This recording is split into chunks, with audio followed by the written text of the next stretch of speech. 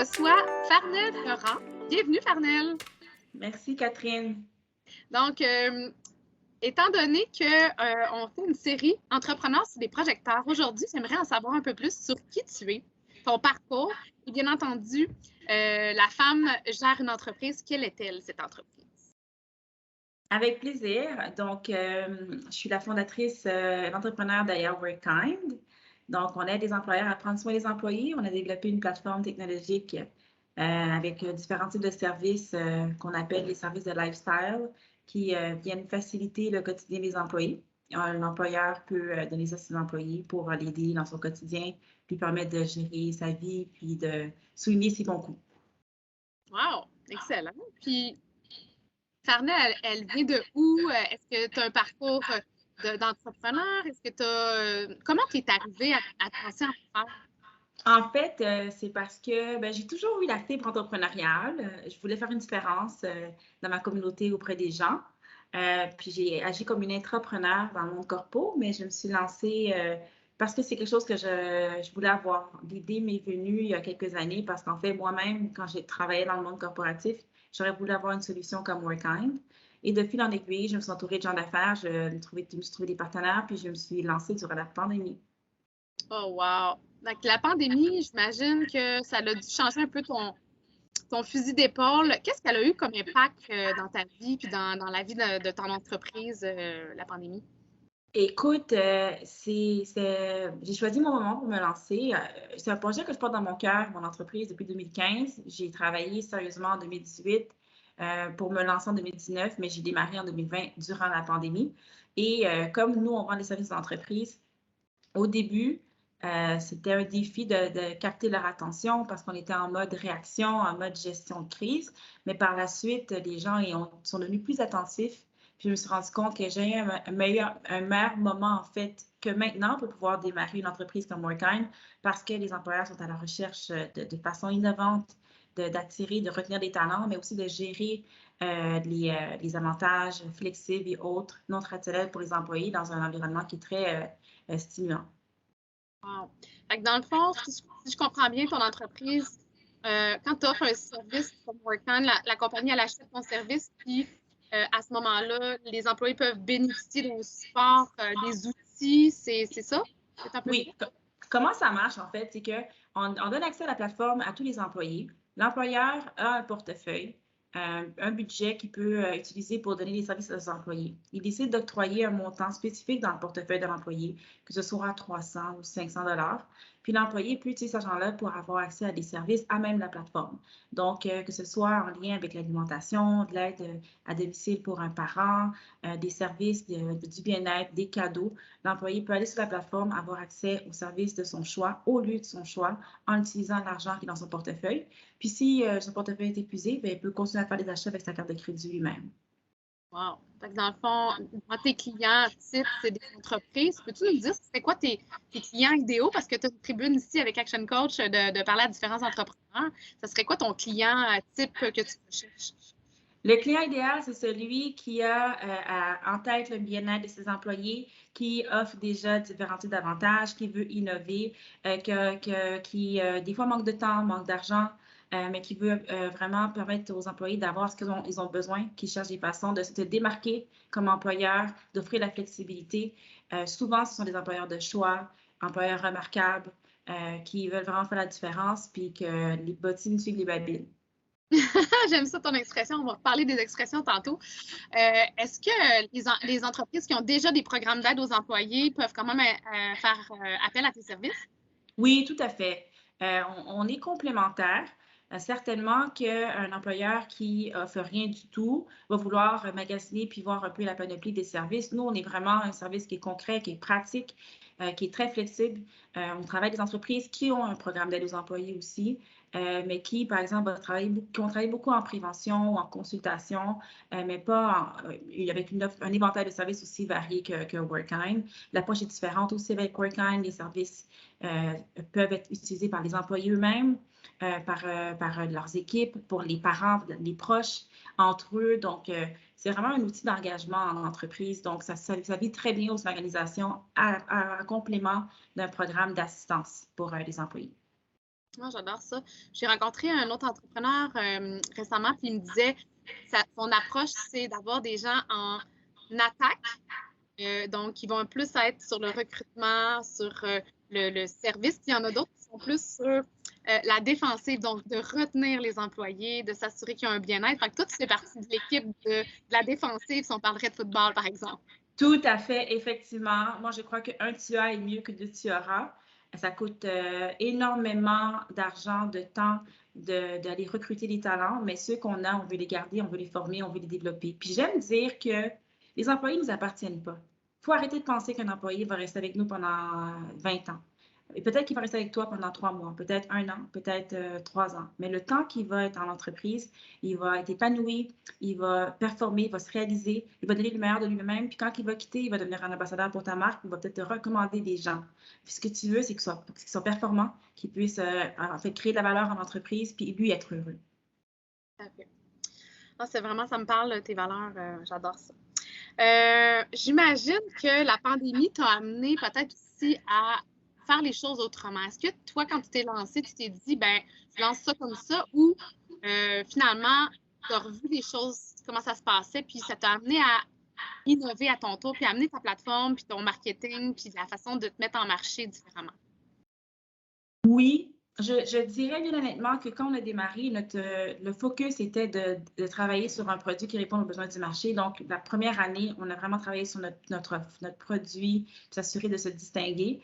Puis, on s'est ajusté parce que, initialement, Workine a été pensé pour gérer tous les avantages non traditionnels qu'un employeur peut offrir aux employés en milieu de travail. Mais avec la pandémie, beaucoup d'employés, pour ne pas dire la majorité, se sont retrouvés à travailler à domicile. Donc, il a fallu qu'on soit capable d'offrir des services puis créer de la valeur pour les employés au lieu de leur choix.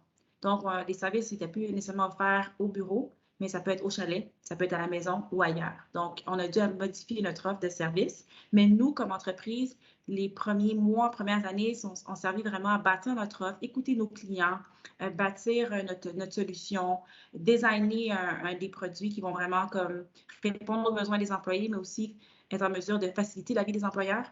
Parce que c'est ça aussi au final, c'est que prendre soin des gens, c'est pas évident. Il faut trouver les services et les gérer, la maintenance, s'assurer aussi que les dollars investis, on a un retour, que les employés l'utilisent vraiment.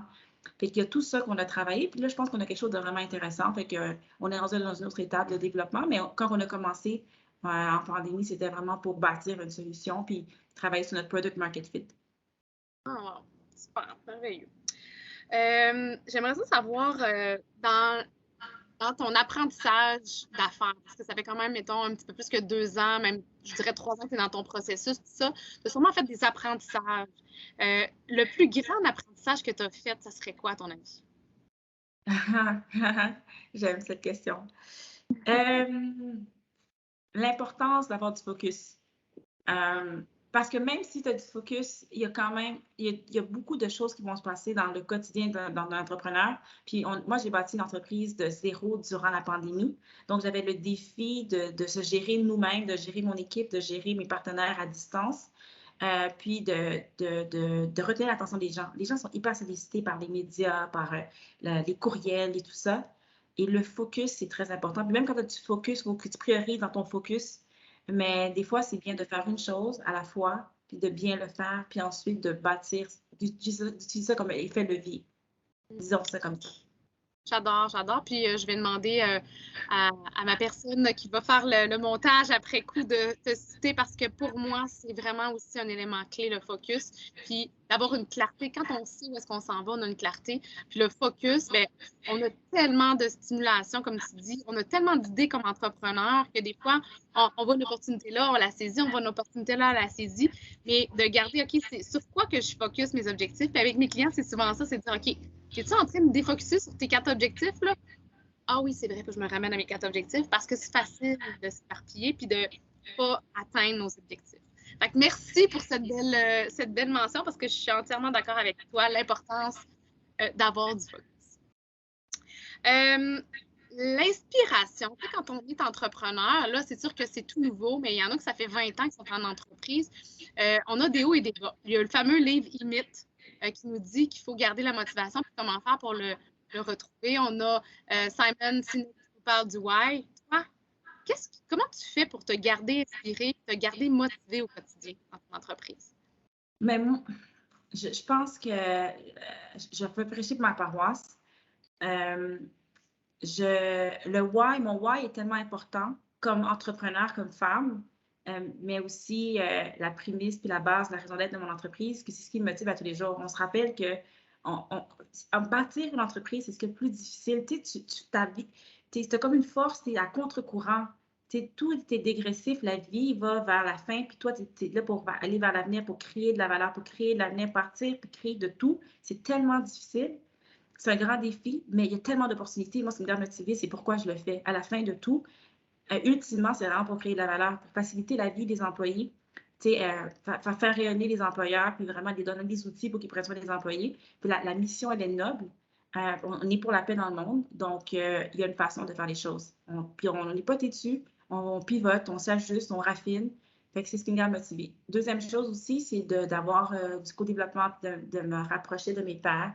Beaucoup d'entrepreneurs qui sont en affaires, qui font du B2B comme moi, même si leur produit est différent, même s'ils ont plus d'expérience dans le marché, ben, ils vivent des défis que moi j'ai vécu ou l'inverse. Moi, je vis des défis qu'eux ont vécu, fait qu'on on se soutient, on s'entraide, ça me fait du bien, ça me garde motivée aussi. Mais pour vrai, j'aime ce que je fais au day-to-day, j'aime les gens avec qui je travaille, fait que je suis motivée, puis je le fais parce que j'aime ce que je fais. Puis, tu sais, justement, tu me parles de co-développement, puis de groupe de réseautage. Comment tu fais ton développement dans ton cas? Personnel Ouais. ou mon développement personnel? Bonne question. J'ai plein de livres à la maison que je commande. Puis comment je veux lire, je ne les lis pas toujours, mais j'ai beaucoup de livres, j'aime lire. Je ne suis pas très podcast, honnêtement. Je suis beaucoup plus livre, puis passer du temps avec un entrepreneur. Je passe du temps avec les gens. Moi, je parle des vraies affaires, puis j'ai besoin de conseils, puis je vais appeler Catherine, puis je vais dire, Catherine, on va-tu prendre un café? Voici ma situation, puis on jase. J'aime apprendre. Je pense qu'il faut être coachable, il faut être enseignable. Puis l'humilité précède la gloire. Donc, il ne faut jamais penser qu'on sait tout. Autant, tu sais, moi, je dis tout le temps que every expert was once a beginner. Fait que, tu sais, c'est correct d'apprendre. Mais une fois que tu apprends, puis tu capitalises sur tes apprentissages, bien, si tu veux te renouveler. J'aime apprendre par osmose, j'aime beaucoup le co-développement, les gens. Puis quand je ne sais pas quelque chose, je le demande, mais je m'entoure de gens. J'ai une garde rapprochée de coachs et de mentors qui m'aident. Puis si j'ai besoin de travailler sur un volet, je suis assez humble pour le reconnaître. Puis si je ne suis pas la bonne personne pour accomplir une tâche aussi, je vais demander de l'aide. Fait que, tu sais, pour vrai, moi, je suis en mission pour arranger, pour livrer ce que j'ai à livrer, puis faire avancer les choses. Puis j'essaie de m'entourer des meilleurs pour le faire. Wow! Tellement inspirante. Wow, c'est une belle découverte que je fais aujourd'hui. Je suis vraiment contente, Fernelle.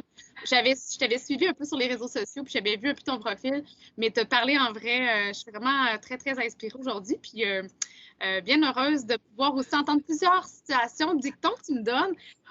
Ton dicton là, ultime, celui que tu chouchoutes, que tu préfères, parce que là, tu nous en as donné tellement, mais ça serait quel ton favori?